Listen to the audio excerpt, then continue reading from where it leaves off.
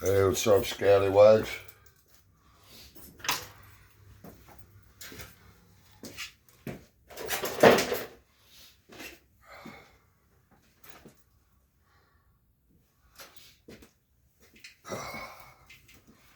Hope everybody's doing good this weekend. All right.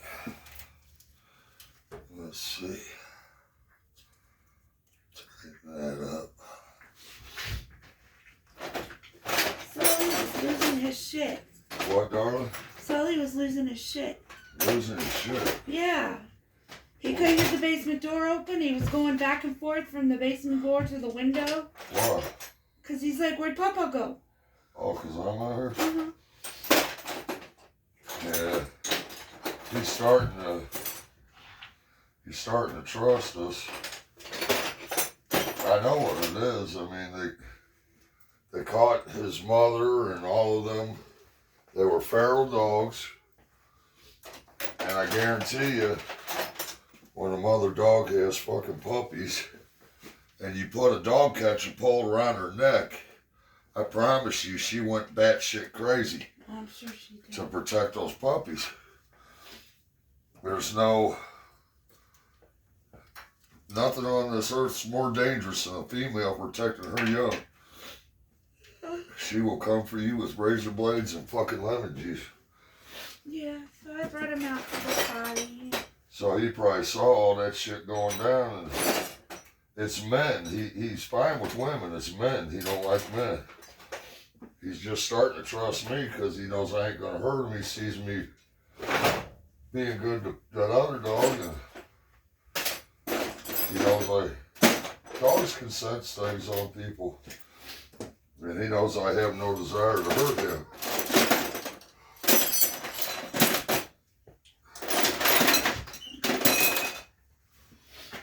Pretty sick fucker. You gotta hurt a dog. Dogs are better than people in a lot of ways. Loyal, unconditional love. Baby, you don't have to be out here in this cold. I got the puppies going potty. Huh? I got the puppies going potty. Boy, that stuff melted and refroze. You can let them in here. I picked all that rat poison up and shit. That snow melted and it turned into a sheet of ice right there. That snow ain't melting right. Something's wrong. They fucked with the snow or something, man. It's not melting right.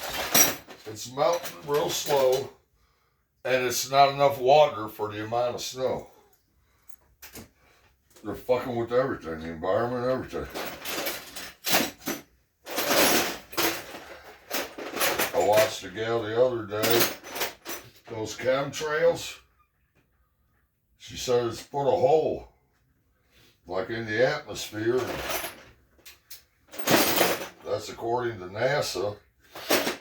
And they're worried about the magnetic effect that's going to have on the earth and everything.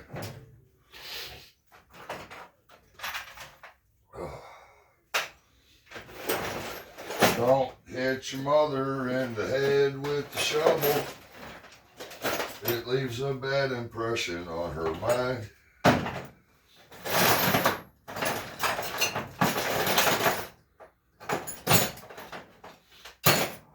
I was in the whips and chains. She was in the pain. I would beat her black and blue when she called me names. What's the matter, Hanny? Chained her to the basement wall where she went insane. I was in the whips and chains. She was in pain.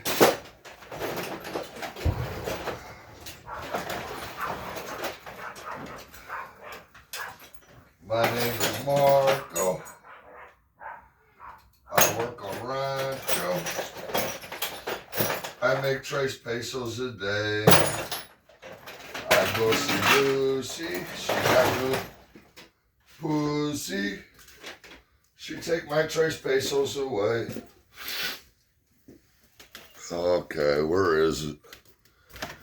I'm a roofer and I'm okay. I drink all night and a roof all day. You know, I could get more shit done if I was a little more organized, guys.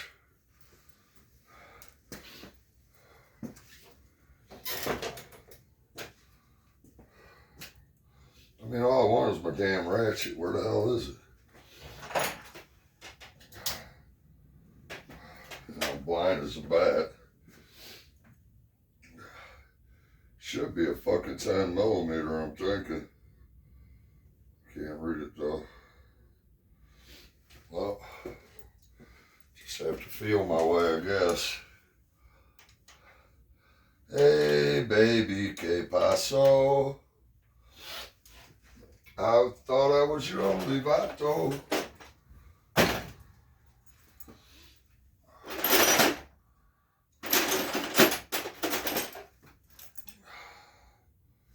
You could say she got it all. Never had a woman like you. You motherfucker.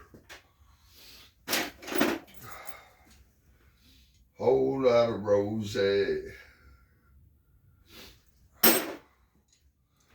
I went over to see Bobby the other night and swang by Shane's house, and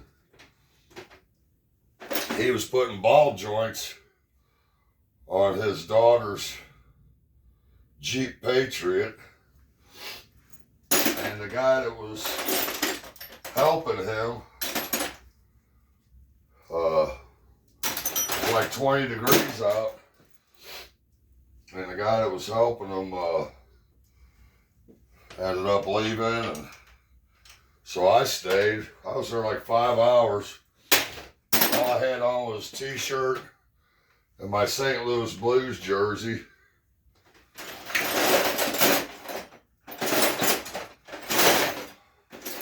Lucky I didn't get sick, but the brother needed help. So, you know, sometimes it ain't easy being brothers, but the man needed help, so I'd have felt like shit if I'd have left him without somebody helping. And them ball joints are a pain in the ass. I mean, at the shop, they got a press and everything to press them, and it was a nightmare, but we got it done, so I'm glad we finished when we did, though. The water that was on the driveway from the melted snow, it was so cold that froze up. My hands I couldn't even feel my damn hands. But I remember back in the day, roofing, you're not supposed to put shingles on a roof when it's cold out because they don't seal right. But the guy that we worked for, he'd sell roofs and we'd do them. There was a lot of times, and I mean, it used to get a lot colder back in the day. I remember one time we shoveled this 40 square roof off, shoveled the snow off first, tore off one side of it. It was just straight gable roof. And that's when we started going to pneumatic nailers, you know. And the boss was sitting in the truck with the heater running down on the floorboard because it was so fucking cold that the hoses for the pneumatic nailers were freezing up. He was sitting in there rotating hoses while we're up there on that roof shingling.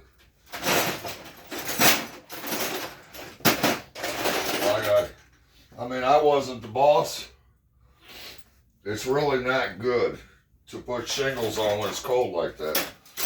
The tar don't heat up enough to seal, and if you get a good strong wind, it'll rip them shingles right off. Even if you four nail them like you're supposed to.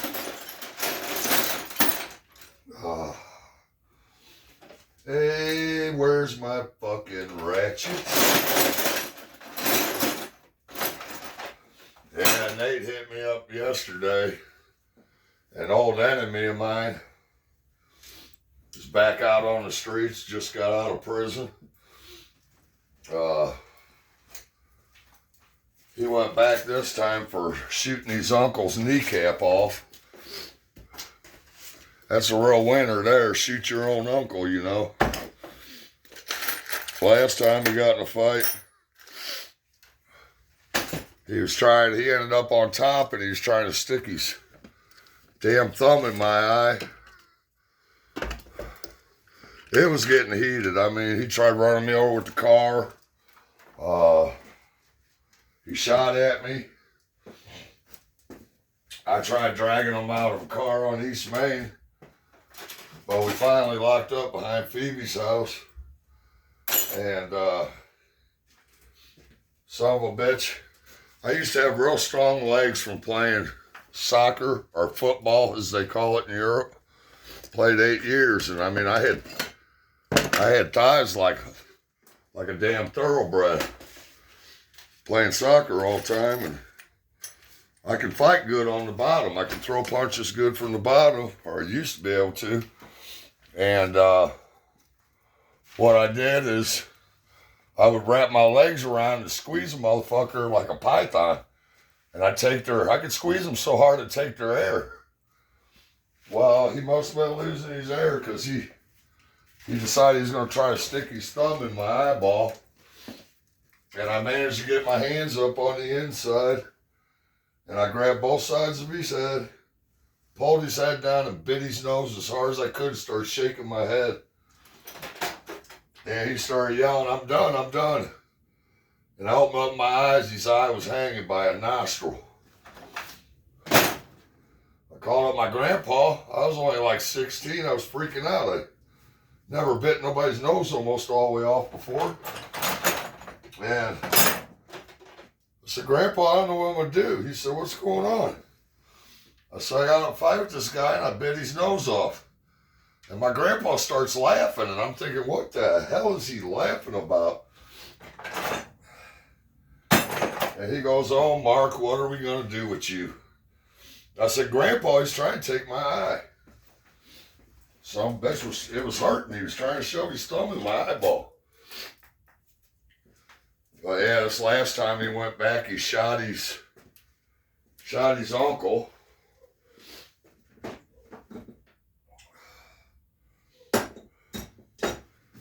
I asked Nate why he's telling me. He said, "I just thought you'd like to know he's out on the bricks right now." I said, "I don't give a fuck. He comes by here, he's a dumbass because, I mean, God, there's times I wish I could still fight. But I can't breathe. I got emphysema. And if I had my way, in all honesty, I would never hurt another human being as long as I live. But if he comes by here fucking around, he ain't gonna, a fight ain't gonna be what he gets.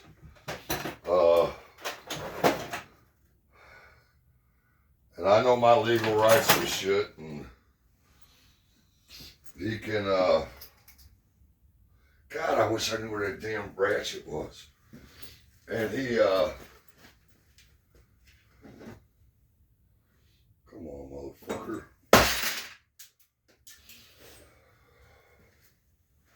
He's a piece of shit, you know, in and out of prison constantly. I ain't been arrested since 91. The way I look at shit, when it comes to staying alive, and this is a good policy, when it comes to staying alive, it is always, it's better to ask forgiveness than permission. You do what you have to do to stay alive and you worry about the consequences later. And somebody comes by here, I won't take it as you coming fucking with me. I'll take it as you're a threat to my family, and that ain't gonna go good for you.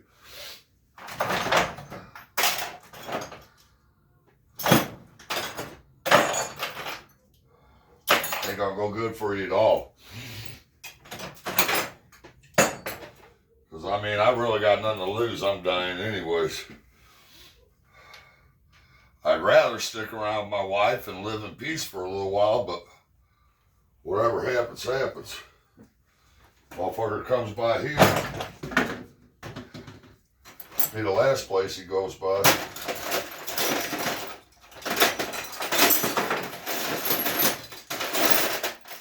Where I grew up, you either love me or you hate me. But I would argue that the people that hate me, the only reason they hate me is because they probably fucked with somebody I cared about. Most of my fights weren't over me. That's because somebody fucked with somebody I cared about or somebody owed money to somebody.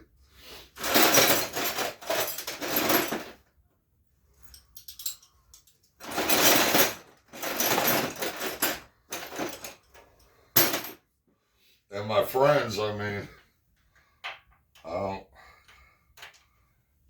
I get madder, I don't know, I've always been that way. I get madder when somebody messes with somebody I care about than when they mess with me. Yeah, I was told I was a piece of shit my whole life. So somebody fucks with me, it's like, oh, well, no big deal, I'm a piece of shit.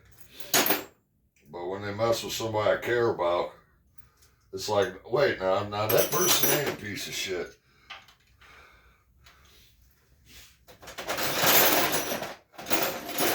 So, there was one time, this was really neat too. My mother, it's the only time I ever got in a fight. And my mother was looking at me with pride in her eyes. I had been kicked out of the house, and I was out on the streets and shit. I ended up in a county jail, and there was this guy in there. It was weird. I come back from a visit, and he goes, "What's your name?" And I said, "Mark Pokername." He goes, "How you spell it? Your last name?" I said, V-O-E. He goes, V-O-E? L-K-E-R? Yeah, V-O-E. I go, "Why?" He goes, "My name's Gerard Volker." I go, V-O-L with the umla? He said, "No, V-O-E-L. I said, "Get out of here." He goes, "No, I'm serious." Because he heard him call my name for a visit. Well, what I used to do to make extra money in prison is, in county jail, is I'd hook up cards for people, for their girlfriends, whatever, Christmas, didn't matter. I had a pretty good thing going. I called them detention hallmarks, like detention hall marks. I even drew a little barcode on the back. My Uncle Danny said he's still got a couple. I'd like to get over there and get them so I can show you guys one of my detention hallmarks. But I was sitting up there hooking up this envelope, and I couldn't believe this shit. There's some black guys sitting up there, and they're talking about whooping this dude's ass because he's Native American. His father was full-blooded German. His mother was full-blooded Comanche. And you can look her up. Her name was Evelyn Volker. V-O-E-L-K-E-R. Evelyn Volker. She did a lot of things for her people. She was the head of the Native American Center over there in St. Louis. But I hear these guys talking about going to jump him because he's Indian. And I said, "You're kidding me. After what happened to your people, you're going to jump him just because he's Indian? What, do you rip one of you off or something?" No, he's Indian. And I couldn't believe that. You got black men gonna jump a guy just because he's Indian. I thought, ain't that some shit? So, when I got a chance, I went back and I told him. I said, "Look, man, motherfuckers, you talk about jumping you." I said, "When they group up, I'll help you the best I can. We'll get in between these bunks. I said, just swing and yell. And that's what we did. And I would like to tell you that we whooped all their asses, but we didn't. They were coming over to bunks and everything. We got our asses beat. But we tried. Well, they took us out of the block and put us in different blocks. Well, my county time was up and I'm getting out and I walk out and there's my mom sitting there. And long before that, she quit. She didn't bail me out of jail. She didn't get me lawyers, nothing like that. And I said, what are you doing here? And she said, well, I heard you was getting out today. I wanted to come up and get you whenever you got out. And I said, well, good, let's get out of here. I was ready to go. And she said, well, there's somebody who wants to see you. And I said, who wants to see me? I'm thinking, what now? And she points at this woman, at Miss Volker, and I could tell immediately she was full-blooded Native American. And I go, yes, ma'am. And she goes, you're Mark? And I said, yes. She goes, sit down for a second. So I sat down. She said, my son Gerard told me what you did for him in the county jail. And she said, I got a present for you. Well, her family had an eagle sanctuary where they would rehabilitate eagles and then let them go. But the federal government ended up taking that from them too. But she had a box about that long, about that wide, and it was about that thick. And she put it on my lap, and I opened it up, and it was beautiful. It was the center tail feather of a golden eagle. It had yellow beadwork on the quill with a red band of beads within the yellow, had a red ribbon, a blue ribbon, and then there was a St. Christopher medal on the blue ribbon. And she said, underneath that piece of cardboard in there, there's certification to have that feather. She said, do not ever lose that certification. Every year the federal government would go out and go through her husband's eagle feather collection. She said, if you don't have that certificate, you will get federal prison time and a huge fine. So I had the certificate with it. She said, yellow is the color of the Comanche. The red band, red is the color of the warrior. She said, you're obviously a warrior for doing what you did for my son. I said, I'd have done that for anybody. If the only reason you're going to beat a man up is because he's black, white, yellow, I don't give a shit, then I got a problem with you too.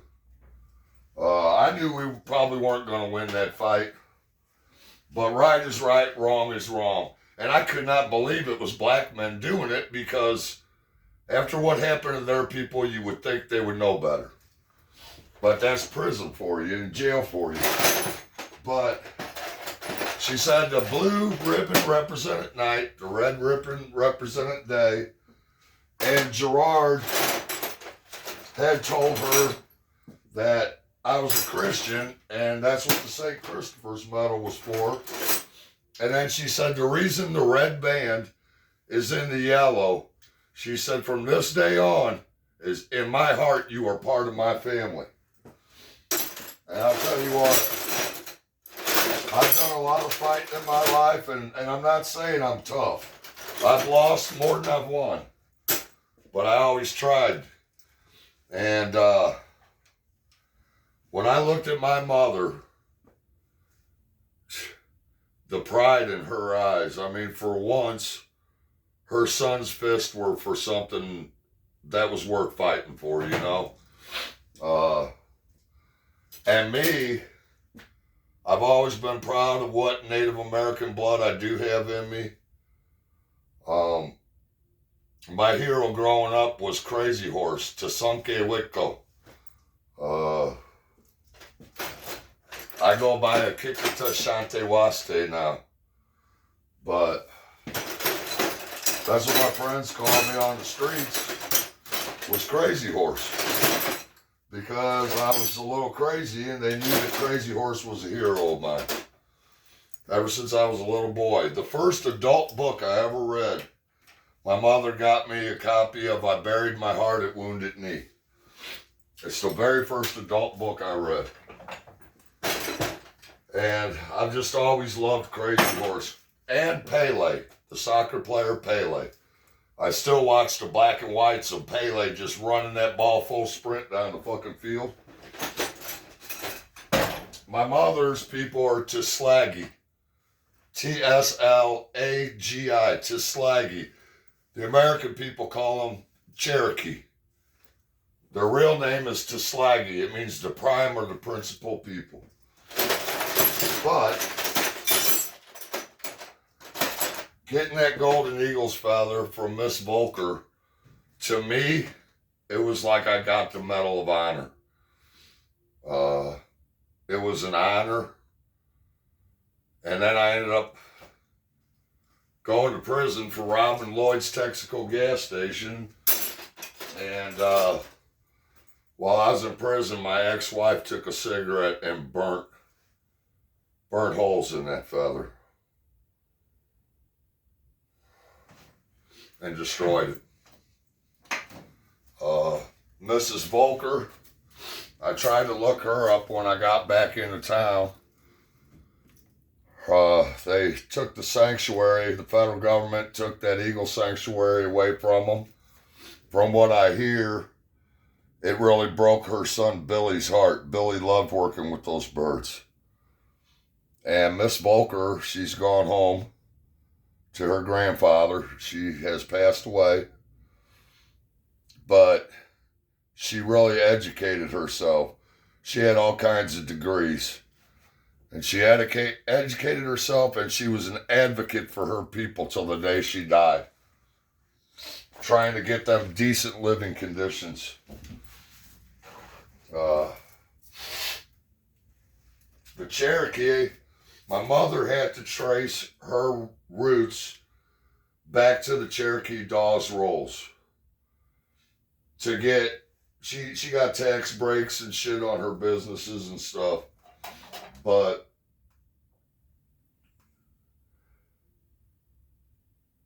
I was always proud of my Cherokee blood. My great-grandfather and great-grandmother taught me a little bit about the Cherokee way. I would spend a month with them every year down in southern Missouri. And the Cherokee, I went on their national website and was talking to them. And if you're not a pureblood, they don't want nothing to do with you. They call you a wannabe. And I was like, all right, that's cool, motherfuckers. I was adopted into the Comanche Nation. Comanche Nation were badasses. The Sioux called the Comanche rattlesnake people. Once the Comanche got horses from the Spanish, it was on, man. They were some of the greatest horsemen that North American continent's ever seen. When you could get on the side of your horse and fire 5 shots accurately in a minute from underneath the horse's neck, you're good on a horse. And once they got horses, they were just raiding. And Quanah Parker, the last chief of the Comanche, was half white. His mother was captured by Comanche. But yeah, I wish I still had that feather though. My ex-wife, she knew what it meant to me. She burnt holes in it and ruined it. And I can't do nothing to her. She's the mother of my children. 3 of them anyway. Well, let me rephrase that. She gave birth to 3 of my children. Me and Amy raised all of them. She didn't do shit to raise them. Whenever I got out of prison, she was strung out on crack cocaine. And me and Amy raised them kids. And I don't believe just because you give birth to a child, that don't make you the mother. It don't make you the father. What makes you a mother or father is who raises that child and who loves that child. And I'll die with that in my mouth.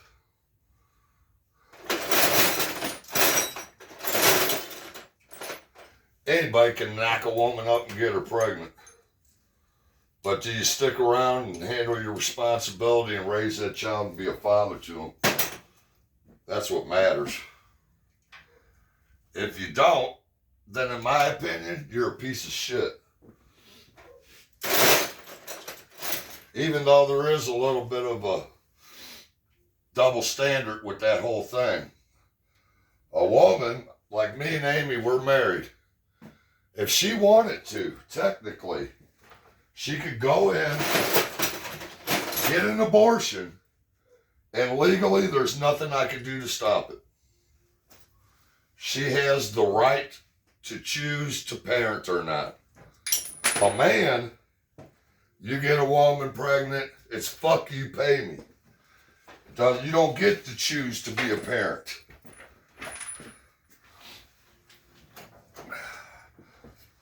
But that don't bother me because I've never been a little bitch that shirked my responsibilities. And I was always happy that I was a father. It ain't easy raising kids, but I never once regretted having any of my children. My son Nathan come by today, and he had dinner with me and Amy, and whenever he was leaving, I gave him a big hug, and I told him, I said, I'm so proud of you, son. I tell all my kids every time I see them, I'm proud of you, because I would have gave anything to hear my father say that even once.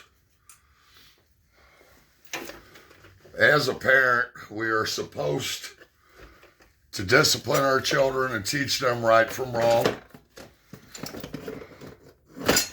But just like you can tell your kid when he's screwing up, you should also tell your kid when they're doing well.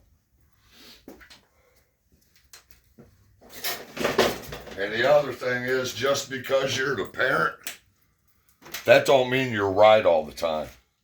Parents make mistakes just like everybody else does. And when you do, you apologize to your child for it, and you fucking let them know that you were wrong. Just because you're the parent don't mean you're always right. And when you're wrong, you admit it, and you let that child know you're sorry. My kids, they got lots of things that they could be mad at me about. Lots of things. I wasn't a perfect father. One thing I did do right, though, is I never lied to my children, ever. I told them they will always get the truth from me. If they ask me anything, they will get the truth. Because I believe in any relationship, whether it's parent-child, husband-wife, boyfriend-girlfriend, or best friends, the most important thing is trust. If I can't trust somebody, they're useless to me because I can't depend on them. And when people lie to you, that breaks down the trust. And, you can make a mistake, and a mistake can be forgiven. But when you lose somebody's trust, at least with me, once I don't trust somebody, they're out of my life. I don't want nothing to do with them. That's another reason me and Amy, our relationship works, is we do not lie to each other.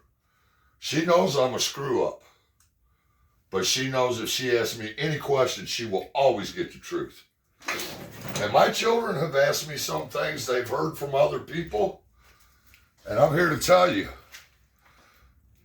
don't think that I wasn't embarrassed to have to admit the truth on some things, because I was. But the truth always fucking comes out. So you might as well tell the fucking truth, because, and I wanted my children to be able to trust me. And they do.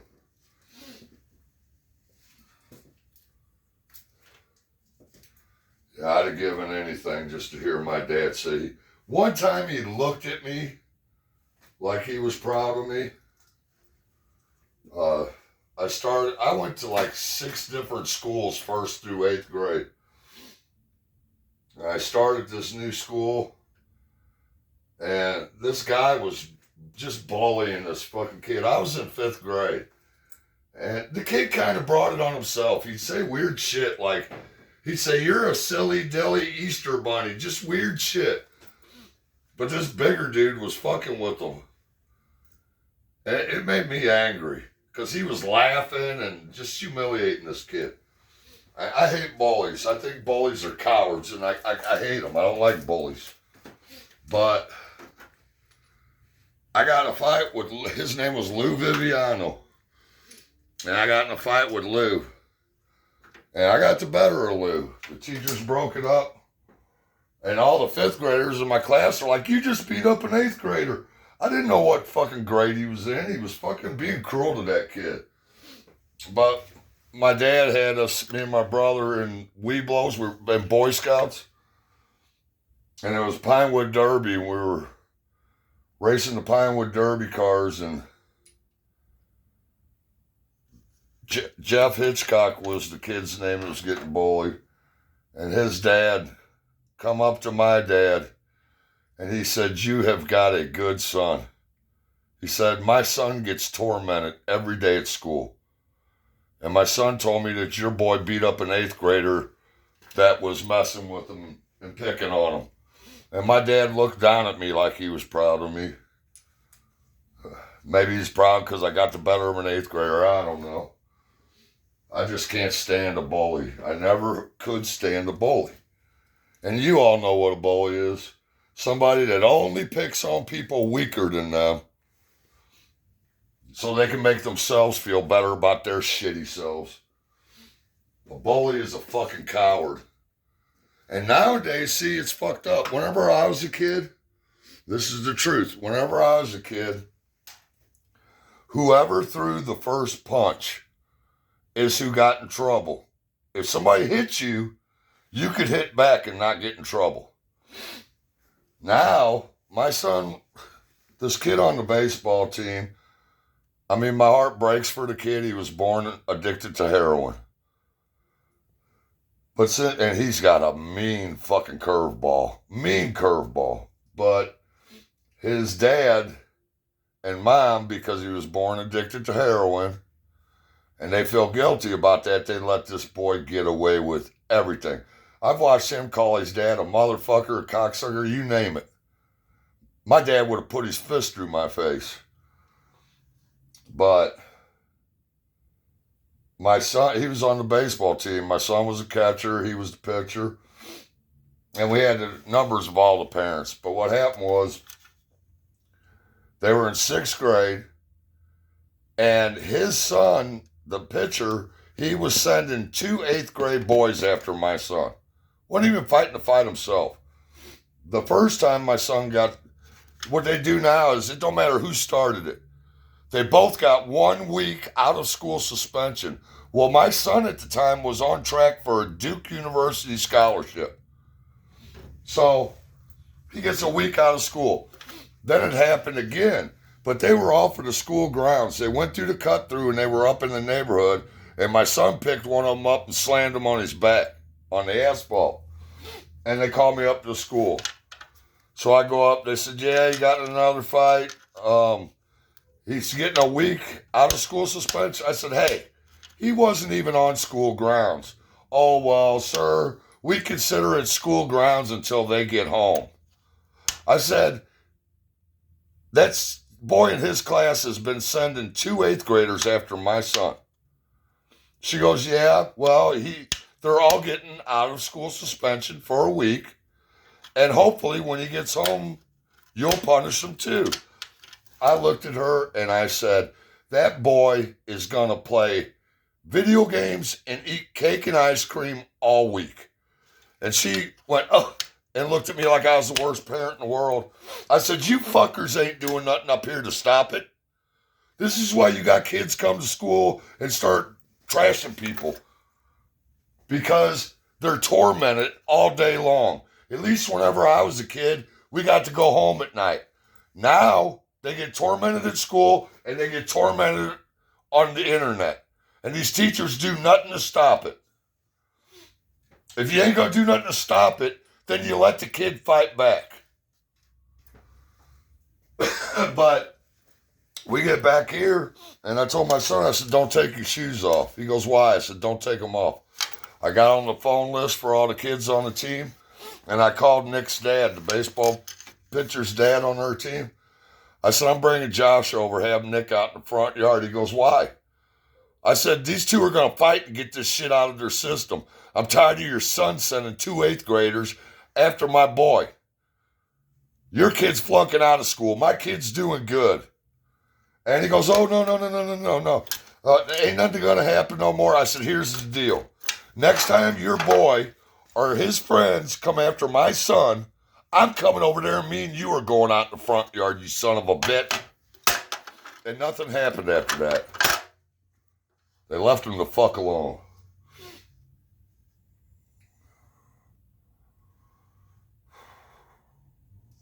Yeah, didn't fuck with him after that. Little fucking punk. And the reason all that shit started, he spent the night over here one night. Me and Amy just sent a $2,000 and something check to the IRS to pay our taxes. And we get a call. His friend looked over his shoulder, got the password, and charged up a bunch of money on Xbox on his account. And they wouldn't tell me where. They said legally they can't tell me where the house is that put the charges on, but they said it was not our house. I knew where it came from. I knew exactly where it come from. And then I got to go scraping trying to get a bunch of money together so I don't bounce a fucking $2,700 something check to the fucking IRS. And his dad had me. I got a computer science degree. His dad said his son's computer's having problems. I go over there. I look at it. I went into the error logs and everything. This kid's been going to so many porn sites. And I took his dad aside. I said, look, it's normal. I used to get in my dad's Playboy magazines when I was a kid, you know. It's normal for kids to be curious about stuff. But you don't even got antivirus on your computer. And going to these pornography sites is like going to a house of ill repute without condoms. Oh, no, Nick wouldn't do that. And I showed him on the computer. Oh, no, the computer's lying. I said, a computer don't lie. It knows ones and zeros. Ones on, zeros off. Binary.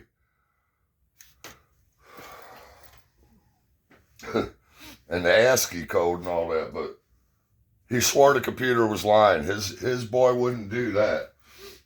Okay, he didn't do it. But there's still a bunch of viruses on your computer from porn sites. So I got them off. I wasn't being rude about it until that little punk started sending 8th graders after my son. Can't even fight your own fucking fight. Now that's a bully. And see, that's why when somebody says something about somebody, I've seen some people in prison, one dude in particular, get really fucked up. Because somebody said, that he said, she said shit. I got to have receipts. You come to me and tell me something about somebody, I got to have receipts. I want to see receipts because otherwise it's just talk.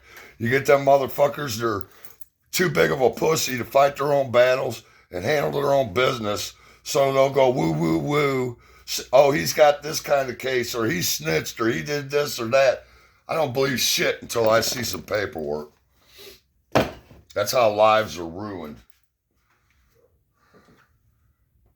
I don't believe what motherfuckers say when they're talking shit on somebody they don't like. You gotta show me the money. It's like half the people want to argue politics and shit on the internet. It's like, show me some receipts. I don't care about you repeating talking points. I want to see some fucking receipts. Everything I say, I got receipts to back it up. Because I don't open up my mouth unless I know what I'm saying is true. Because there's been a couple times in my life I was saying something that turned out not to be true and you feel like a damn fool. So I make sure that I got receipts and I know what I'm talking about before I open my fucking mouth.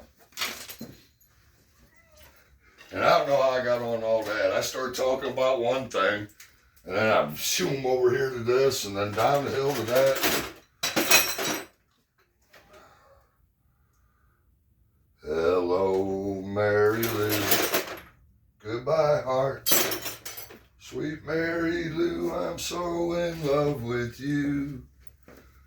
I knew, Mary Lou, we'd never part. So hello, Mary Lou, goodbye, heart. Just got home from Illinois. Locked the front door, oh boy. All right, now I need to plug this trickle charger in and we are finished. Looking out my back door. Yeah, the guy that built my bike, I got this here. See? Wah. Camera. That there. It goes in my trickle charger right there. I can charge any kind of battery with that. And then right here on my bike, I plug it into that. It keeps my battery topped off. This bike's got so much fucking horsepower and so much compression that it takes a lot to turn it over. You only get a few shots at it and then you're gonna have to charge it. Hello, Mary Lou. See? Just plugs in right there. And I'll put it's a custom handmade seat there. Good friend of mine built this bike for his firstborn son. But his son's terrified of it. And my friend, he fought in the Korean War, if that lets you know how old he is. And I was looking for a bike. I had like $7,000 and I was calling all the people I knew in the biker community, telling them I was looking for a bike. If they heard anything, giving them a price range. And Dave goes, I know a bike you can get. I said, what is it? $7,000. I was figuring something needs some work. He said, the blue and white one. I said, yeah, your ass. He goes, Mark, I wouldn't do that to you. I see how you look at that bike. I know you love that bike. He goes, but I got to get $8,000 for it. And I've seen the appraisal on this bike. It appraised for $22,000. But I said, well, I got to talk to the wife about that. You know, I had $7,000 I was planning on spending. And so I talked to Amy. She said, yeah, get it, you know. I could have had it a long time ago, but I was doing drugs and not putting my money where I was supposed to. We got the house paid off, got Amy a new car. So I asked her if I could get this. I've had a lot of bikes in my life. I got rid of that. I had that Yamaha V-Star. It's gone now because I just got that out of here. I gave it to my buddy Tiki and he come over to get it. He didn't take it out of the back of his truck at night, and over there where I grew up, it got stolen the first night in the back of his truck. I gave him the title and everything for it for free. I just needed it out of here because I got to start moving some shit up from the basement, and I needed room in here. But yeah, tomorrow that'll be charged up. And if it's as nice tomorrow, it was like 50 degrees on a highway, 65, 70. It's going to feel like 30 degrees, but I don't give a shit. I go on the Frosty Nuts run. It's January 2nd every year they got the Frosty Nuts run. And some years it's real cold. You got that wind blowing on you going down the highway. It's much colder than the temperature reads. Whenever I took it over, I messed the jack shaft up. See, my starter's down here, and I got little button on the starter I push to start the bike. And this bike's got manual. Underneath the spark plug there, you got manual pressure relief valves you push down. Usually, You know, on the bigger bikes, you buy one, they're automatic, but those are manual. You push them down, and it'll give you one revolution to not have so much pressure. Makes the bike easier to turn over. But I fucked the jack shaft up. Dave said, anytime you need to work on it, I'll only charge you for parts. But I'll do the labor for free. I'd rather work on it myself and have somebody else fuck with it. So I got it over to Dave, and he put a bigger starter in it, bigger battery and everything. And I rode it home that night, and it was like 45, 50 degrees, and I mean pouring down raining, sopping wet, doing 65 down the highway. All these people just looking at me, and I had the biggest smile. I've been waiting for this bike my whole damn life. I've had a lot of bikes, and I'm not down in sport bikes, you know, the Yamahas and the Hondas, and I had some good times on them. Some fast times on them. But now this bike will do 160. Dave said it'll do 160. I'll take his word for it. I've buried the speedometer on it, but it don't go to 160, so I don't know how fast I was going.